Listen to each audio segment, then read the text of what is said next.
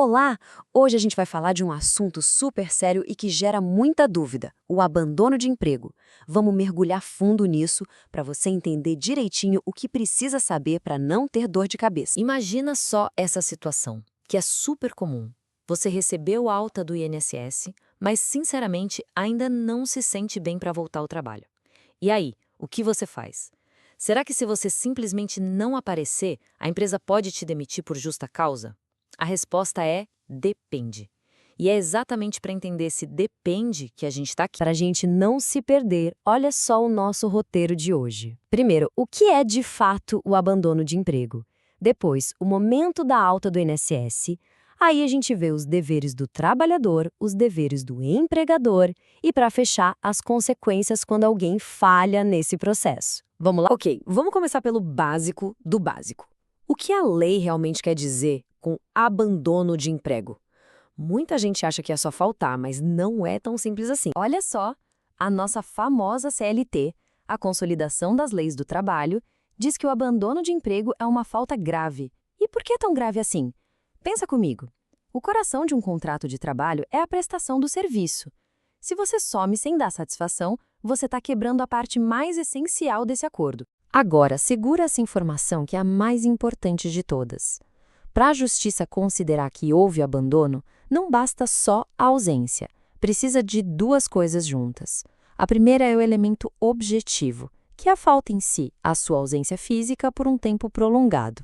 A segunda, e que faz toda a diferença, é o elemento subjetivo, a intenção de abandonar. A empresa precisa provar que você não só faltou, mas que você não tinha a menor intenção de voltar. Tá, mas como é que se prova a intenção de uma pessoa? É complicado, né? É por isso que os tribunais, com o tempo, criaram uma espécie de regra prática, o prazo de 30 dias. A lei em si não fala em número de dias, mas a Justiça do Trabalho entende que se o funcionário some por 30 dias seguidos e não dá um pio, presume-se a intenção de abandonar. Mas olha a palavra-chave aqui, presume-se. Não é uma certeza absoluta. Certo. Agora que a gente já entendeu a teoria, vamos voltar para o nosso problema principal, a alta do INSS. Porque esse, meu amigo, é o momento que pode mudar tudo. Pensa assim, enquanto você está recebendo o auxílio-doença, seu contrato de trabalho está tipo em modo de espera, sabe? Pausado. Só que no dia em que o INSS te dá alta, pá, essa pausa acaba. O contrato acorda e volta a valer com força total. E isso significa que sua obrigação de trabalhar e a obrigação da empresa de te pagar voltam a existir na mesma hora. E o negócio é tão sério que o Tribunal Superior do Trabalho, o chefão da Justiça do Trabalho, tem uma regra escrita sobre isso, a súmula 32. E ela é cristalina. Presume-se o abandono se você não voltar em 30 dias depois da alta, e aqui vem a parte crucial: nem justificar o motivo.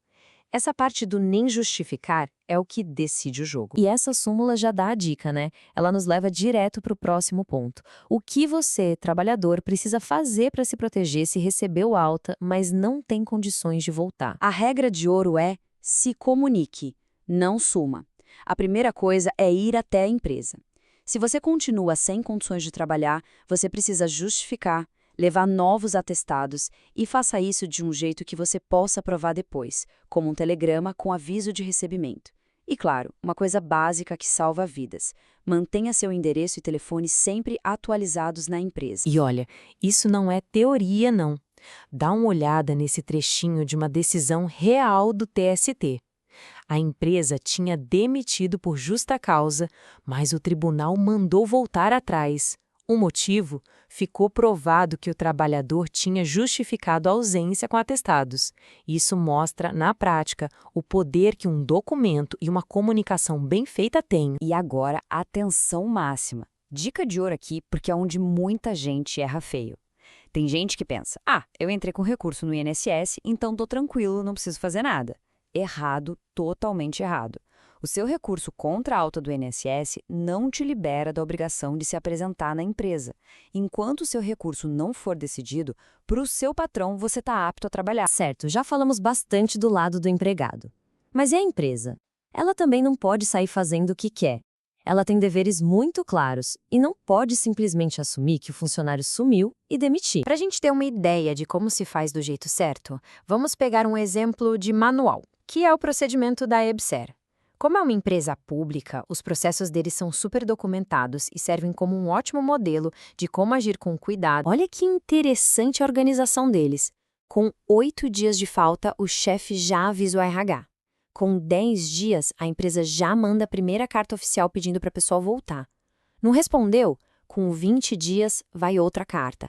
Só depois de 30 dias de ausência e com todas essas tentativas de contato registradas, é que eles abrem o processo para investigar o abandono. E qual é a moral da história aqui? A responsabilidade de provar o abandono é da empresa. Então, esse procedimento todo de mandar cartas, de ligar, serve para construir essa prova. A empresa precisa mostrar para o juiz que ela foi atrás, que ela tentou encontrar o funcionário. Só deixar passar os 30 dias sem fazer nada não costuma ser suficiente. E agora, vamos para a parte final. Aqui talvez seja a mais impactante.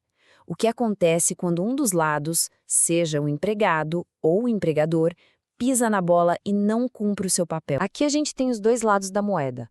Se o trabalhador falha, some e não justifica, o resultado é a temida demissão por justa causa. Isso significa perder um monte de direitos, como aviso prévio, multa de 40% do FGTS e seguro-desemprego. Agora, se quem falha é a empresa impedindo o funcionário de voltar, ela cria um problemão chamado limbo previdenciário. E o que é esse tal de limbo? É exatamente o que a palavra diz. Você fica preso num vazio. O INSS diz que você está bom para trabalhar. O médico da empresa diz que você não está. Resultado, você fica sem o benefício do INSS e sem o salário da empresa. E nesse caso, a Justiça entende que quem tem que arcar com o prejuízo e pagar os salários desse período todo é a empresa. Mas olha só que detalhe importante. Se a gente está falando do limbo e o trabalhador diz que a empresa não o deixou voltar, a Justiça do Trabalho é bem clara. A responsabilidade de provar isso é do trabalhador. É ele quem vai ter que arrumar um jeito de comprovar que a empresa barrou a sua volta, seja com testemunhas, e-mails, qualquer coisa. No fim das contas, qual é a grande lição que fica de tudo isso? É uma só. Comunicação é tudo. Tanto para o empregado quanto para o empregador, o único jeito de se proteger e evitar o pior cenário é com uma comunicação que seja clara, que seja registrada em documentos e que seja proativa. Não dá para esperar o problema estourar. Como a gente viu, a linha que separa o abandono de emprego do limbo previdenciário é bem fininha. O resultado final vai depender de quem agiu, de quem ficou parado e principalmente de quem conseguiu provar o seu lado. Fica a pergunta para você refletir. Na sua situação, você saberia exatamente como agir? Espero que este explainer tenha te dado mais clareza sobre isso. Obrigada e até a próxima!